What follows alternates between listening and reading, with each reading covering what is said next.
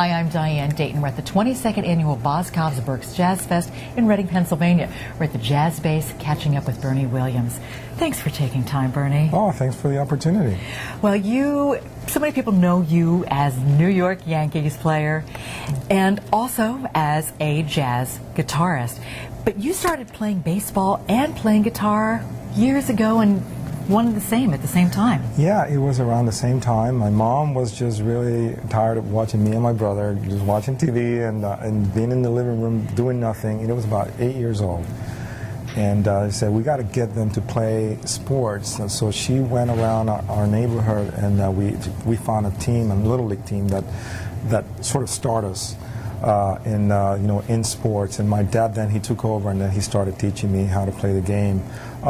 Funny fact was that the music thing started around the same time when I was about 8 years old, and I was very excited about doing both. And we sort of earned the right or the privilege to play sports and do music as long as we had good grades. My mom was an educator for about 40 years in the public education system down in Puerto Rico, and she knew that the value, she knew the value of a good education that, actually obviously had to include arts and sports. Little that she knew that I was going to make both of those, a way of my living, playing with the Yankees for 16 years and then now doing in this transition to my musical journey. I don't know if I could call it a career, but it is definitely a journey. It is a journey. Well, you started out by playing classical guitar, is that right? Well, the thing is that I had this great opportunity to go to a performing arts high school when I was a freshman in high school. And it was kind of like a prep school to go into a conservatory. And they had their the way of teaching, and it was kind of like an introduction to classical music. And I had a little repertoire of classical, and like intermediate classical pieces, kind of like preparing the students to go into more serious studies down the line. And that's basically what I had up until I started playing in New York, and I started really listening to a lot of jazz and rock and blues. And it really influenced, the way that I thought about music, from that moment on, and it has really sparked my lifelong infatuation with music and arts. You have such a wonderful touch. Oh, thank you. Your sound is beautiful. It resonates really well. Thank you so much. With me, and I know with the audience too. What do you feel when you're up there playing the guitar? I feel that I am able to express myself in ways that words can't express. I've always had a sensitivity or sensibility for playing the guitar and just have that way of expressing myself. Come up with melodies and really study the details and the nuances of the dynamics and things like that when I was in high school from my sort of quasi-classical background. And then I started listening to a lot of great jazz musicians, and I really, more than anything, learned a lot about the touch and dynamics and using the harmonical knowledge, in ways that were nice and new and fresh and exciting and still, obviously a work in progress. And I think it's going to be a lifelong journey, but I am enjoying every minute of it. Yeah. Tell me about your CD, Moving Forward. Moving Forward was a collaboration, I guess. After I finished playing baseball, I spent 2 years sort of wandering around, figuring what I was going to do after playing. And I figured, why not go back to music, since I'm, obviously felt very close to my heart. So I went to the State University of New York at Purchase, and I took some about two semesters worth of lessons. I took jazz guitar, I took a studio composition class, and this is about a year worth of music. And from those conversations, talking to my teachers, it sort of sparked the idea of making this CD that sort of marked my transition from being a baseball player into this great world of music. So it's a collaboration. I got a lot of great musicians playing in this record, and as a matter of fact, it won a nomination for a Latin Grammy a few years ago.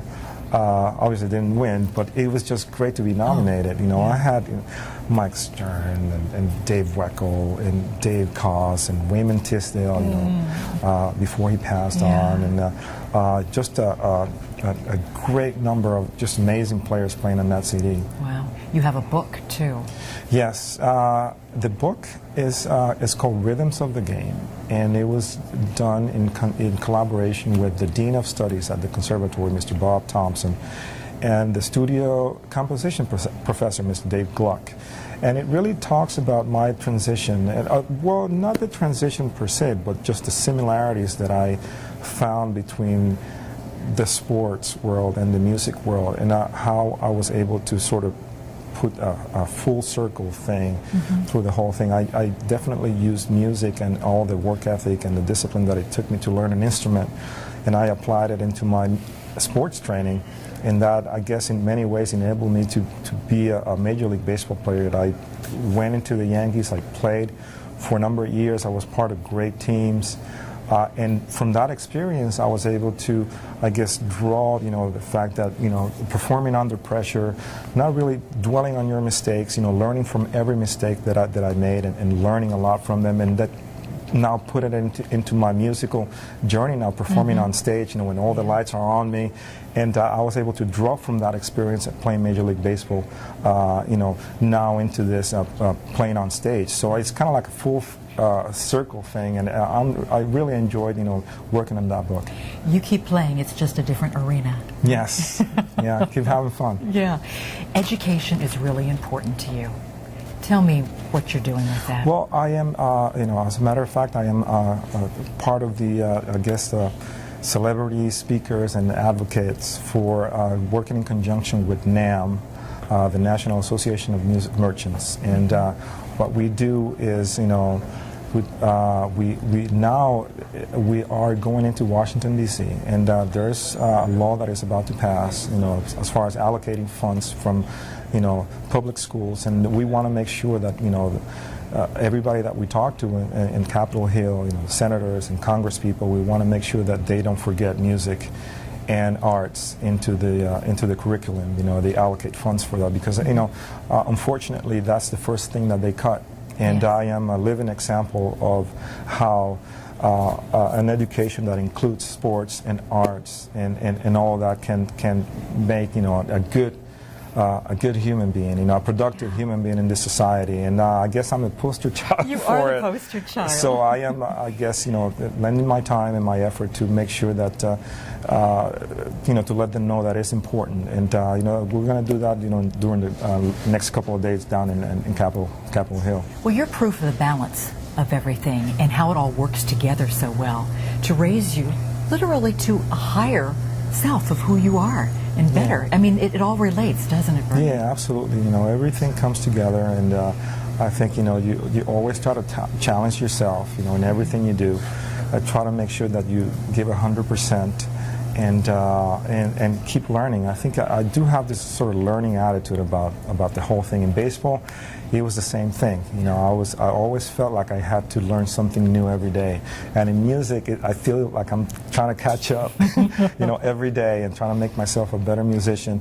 I have a great opportunity now to be able to interact with a lot of great people. In the music world, this is in some ways a little bit different than sports, and they have embraced me, and I'm learning so much every day, and it's so exciting, to be part of this wonderful world. Yeah, well, we are glad that you are a part of this world and a part of this music. It's wonderful. It touches my heart. Thank you so much. Thank you for taking time today. Absolutely, anytime. We're coming to you from the 22nd Annual Boscov's Berks Jazz Fest in Reading, Pennsylvania.